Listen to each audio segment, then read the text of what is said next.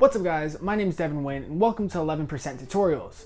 Today we'll be going over the top 5 cameras that you can use for your videography business that will all be under $200. This video will be directed and aimed towards beginners and those who are just starting off, so maybe if you've been at this for a while, it might not be the best video for you. The cameras I will be ranking will be judged off of a certain criteria and list of video qualities that I consider essential for videography and filmmaking, and those being 1080p, slow motion, external microphones, and of course the price. I won't be strictly sticking to DSLRs or mirrorless or mirrored cameras. I'm just pretty much going off of any cameras that I'd consider best for any beginner videographer. So pretty much just looking at what is a good machine that I can shoot video on. If you guys are new to this channel, please make sure that you like and subscribe. It's free, all this content is free, so it'd really mean a lot if you guys could. Remember to follow us on Instagram at 11%prod for future updates and tutorials like this. But without further ado, let's go ahead and jump right into this list. If you guys are still here and you guys are a beginner who just started or have probably been at it for a short while, congratulations, you are a videographer. Now I'm pretty sure you're looking to first drop some bands on some sweet new gear and equipment, and you're probably calling it personal investment. Well, here's my advice to you. Stop. Do not buy anything. Let's just pause right now and let's just take a brief look at our situation. I can't tell you how many videographers or photographers I came across in the past who are just starting off and just beginning, and they ball out like 8K on all this brand new equipment and gear that they don't even know how to use or are not sure that they're even gonna use, and then only just to find out that they can't lock in enough clients to pay it off fast enough, or worse yet, that they don't even really like videography. Don't let this be you. And I'm not saying that this is going to be you, but let's just take in all possibilities and consider all options viable. And this leads us to our very first option, love it or hate it.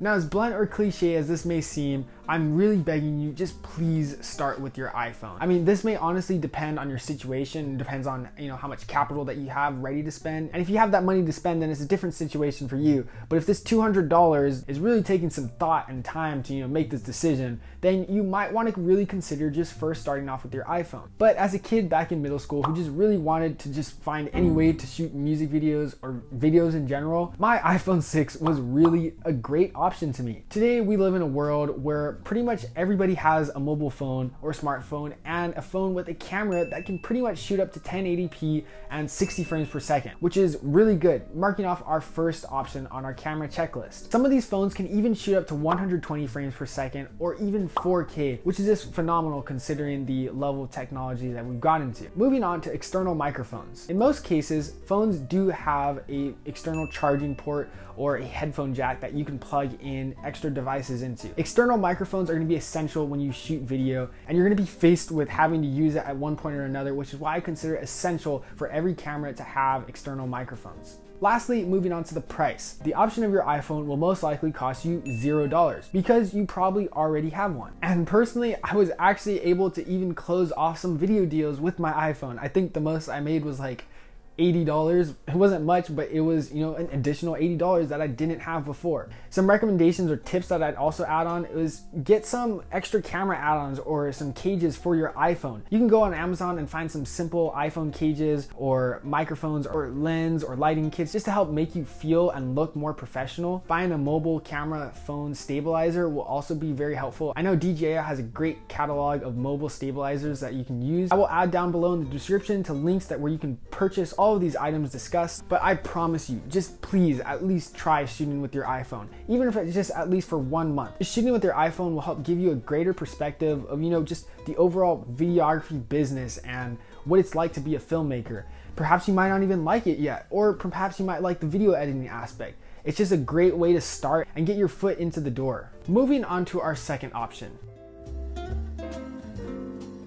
The DJI Osmo Pocket Mini is just a great overall, and I'd say very underrated camera. This camera has probably been one of my most favorite cameras for travel, action, or just fast-paced filming. First off, going into our specifications, the Osmo Mini can shoot up to an astonishing 4K at 60 frames per second, which is just insane considering just how small the camera is and the price as well. It includes a built-in 3-axis image stabilization, great color correction, and also built-in connection to mobile apps so so that you can quickly access your video and footage files. The Osmo Mini also includes USB-C ports for external microphones, and considering you're purchasing a used Osmo Mini Pocket 1, you can get them for around $170 to $220 off of eBay, Adorama, or OfferUp. Once again, I will link down below to some places where you can purchase an Osmo Mini. It's really one of my favorite cameras. I can't explain to you how many times I've been filming, whether it be traveling or just going out and about, and I just need to capture something, and I could just pull this camera out really fast and just shoot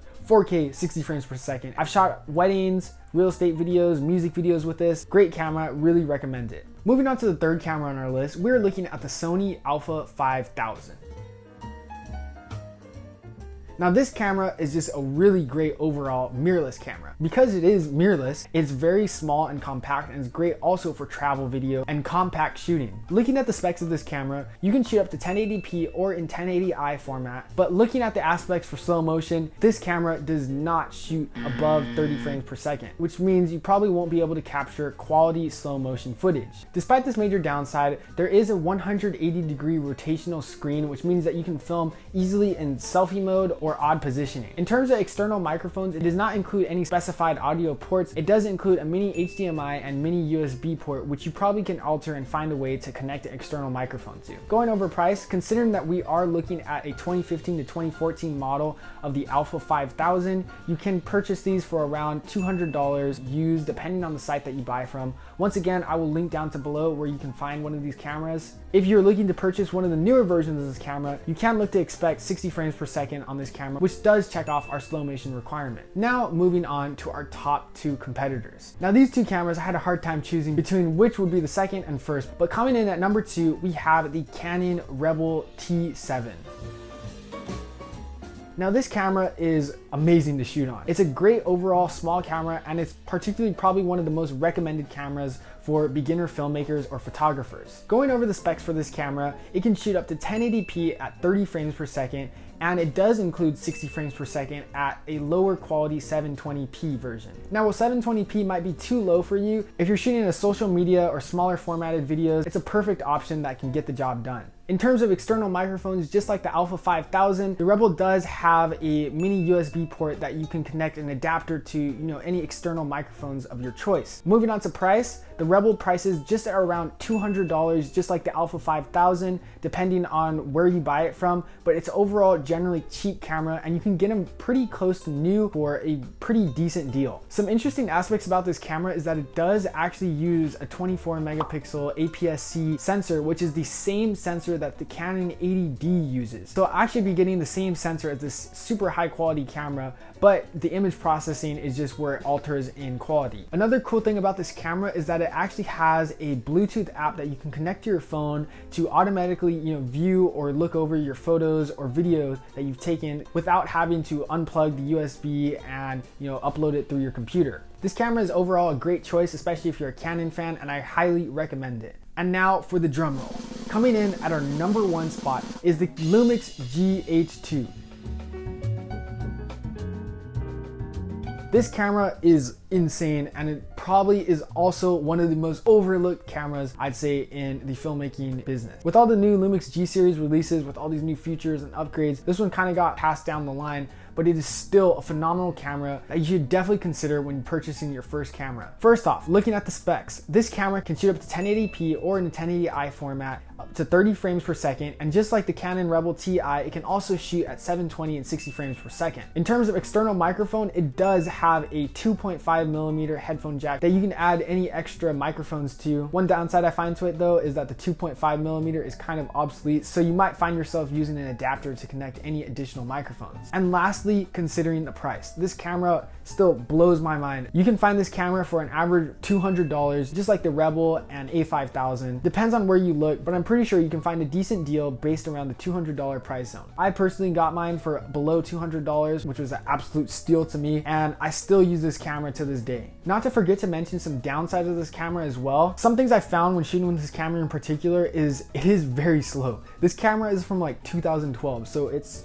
oh my goodness, 10 years old. 2012 was 10 years ago. dang. But it can be very slow sometimes, especially if you're trying to shoot something and capture something right away. But in terms of specs and the qualities where other cameras lack in, the GH2 is still my top pick as a beginner filmmaking camera for under $200. I hope at the end of this you can walk away with more clear choice or decision on which camera you're looking to buy. Like I said, this is just all my opinion and personally what I would do if I was starting out again. But take this with a grain of salt, and I'd say do some further research of your own to see which camera that you'd fully like to settle on. If you guys haven't yet, please make sure that you like and subscribe to this video. It'd really mean a lot if you guys could. And remember to follow us on Instagram at 11%prod. If you have any questions or concerns on camera specs, feel free to leave them down below in the comments. I'm always there looking to answer you guys' questions. But I hope you guys enjoyed this video, and I'll see you guys in the next video. Peace.